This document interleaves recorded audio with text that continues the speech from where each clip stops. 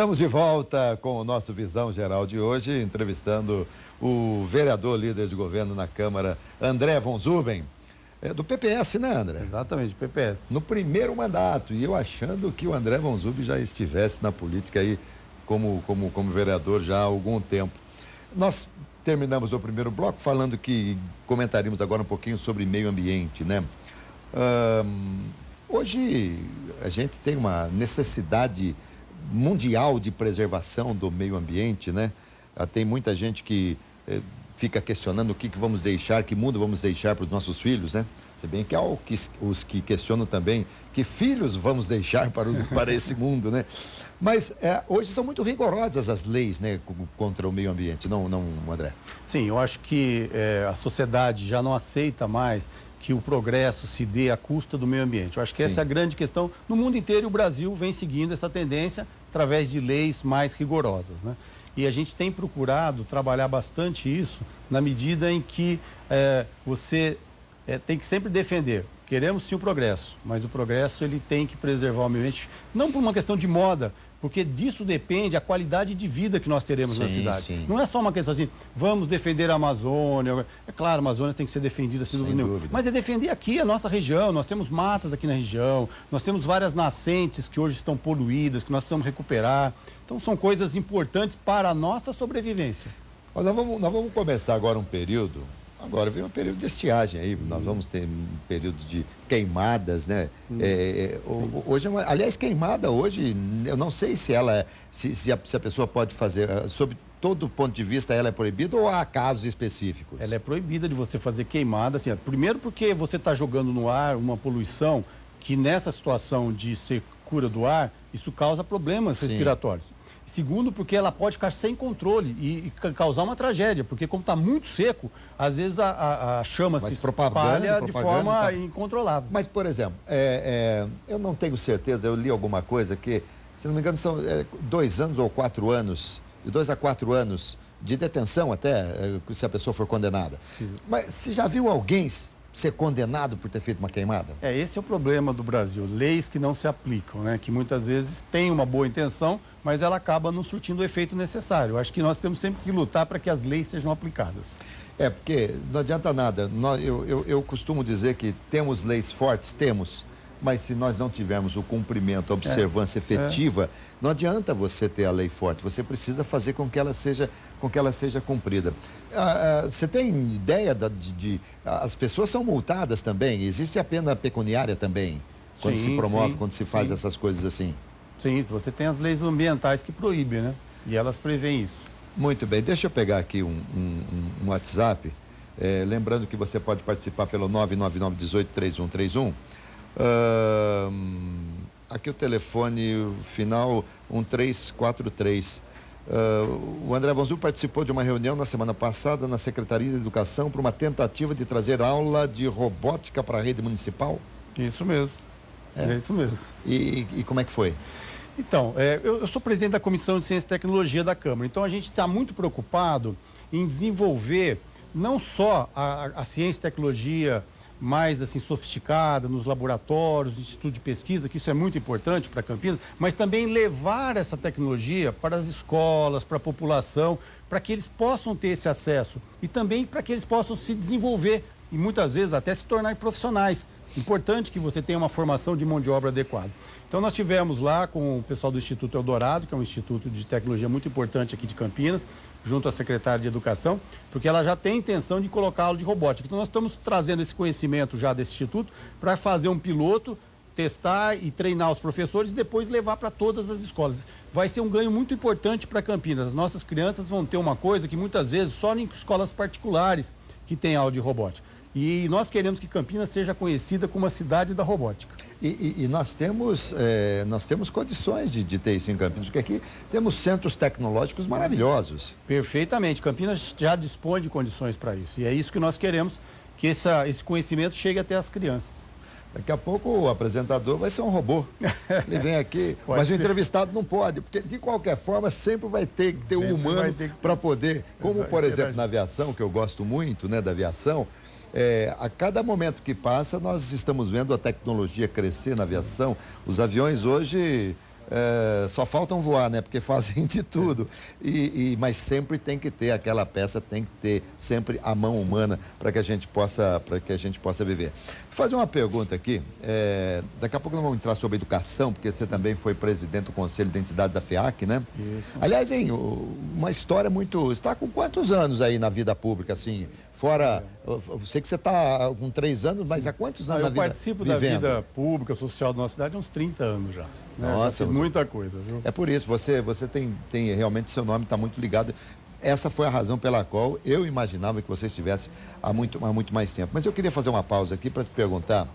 Nós, como estamos falando de internet aqui a todo momento, essa coisa de tecnologia e tal, hoje com a internet o mundo é um Big Brother, né? Não tem como. E vazaram na internet aí as fotos da Milena Santos, esposa do ministro Alessandro Teixeira, né, ministro do Turismo, e que causaram aí muitos comentários e tal. Acho que o gabinete, né, o gabinete do ministro não é um palco para você ter fotos românticas, cenas assim. O que você acha sobre isso? Eu acho que é muito triste tudo isso, viu, Alberto? Porque eu acho que você tem que ter uma certa liturgia do sua função, do seu cargo, até para se fazer respeitar pelos demais funcionários que trabalham com você, perante a sociedade que você tem que ir lá representar, porque a gente não pode esquecer que a partir do momento que você está numa função pública, você é um servidor público. Sem dúvida. Você deve respeito, você deve satisfação. Então eu acho que é muito triste a gente ver esse tipo de coisa, mas eu acho que isso é um exemplo de uma degradação de um governo que se desfaz a cada dia. É muito lamentável tudo isso. Porque é o seguinte, é claro que eu imagino, né, que você tenha orgulho de ser vereador, de ser o líder, acho que os teus familiares também, todo mundo tem orgulho, mas você tem uma forma muito mais elegante de externar, né, de mostrar esse seu orgulho, valorizar inclusive o cargo que você tem, e não precisava ser da forma que foi, e nem as declarações que foram dadas. Isso aí realmente é um momento de degradação e a gente fica muito triste, muito triste. Mas vamos lá, falar um pouquinho de educação. Por que na sua visão, que hoje nós temos as nossas escolas públicas tão fragilizadas? Isso aí acho que em quase que todos os níveis, salvo as faculdades federais, essa coisa toda. E eu estudei escola pública. E quando eu estudei escola pública, era assim, era algo muito bom, extremamente valorizado. O que aconteceu com a educação? Então, eu também fico me perguntando, porque eu também estudei escola pública e a gente era muito bem preparado. Eu me lembro que logo quando eu terminei o colegial, que na época chamava colegial, eu já prestei vestibular para engenharia e passei assim na primeira oportunidade. Quer dizer, então eu fui muito bem preparado na escola. Não precisei nem fazer vestibular. Hoje em dia, quase se não fizer vestibular, não passa em boas universidades, né? Cursinho e tal. Exatamente. Né? Então, eu também já vivi essa qualidade da escola pública. Inclusive, a minha mãe foi diretora de escola. Então, a gente convivia muito com os demais professores na nossa casa, né? Agora, eu vejo que aqui em Campinas, as escolas públicas municipais, elas vêm passando por um aprimoramento bastante grande. As notas das crianças vêm melhorando, porque eu acho que isso é um critério que a gente pode aferir aí a qualidade do ensino público, mas acho que ainda tem muito a ser feito. E eu acho que uma das funções que eu me dedico como vereador é procurar sempre estar melhorando a escola pública, né? Inclusive agora, recentemente, eu consegui através de uma ONG, que eu tenho alguns amigos lá em São Paulo, doações de livros para as escolas públicas aqui de Campinas. Foram mais de 3 mil livros, que é uma forma da gente contribuir com a cultura nas escolas, né? Levando mais acesso aos livros.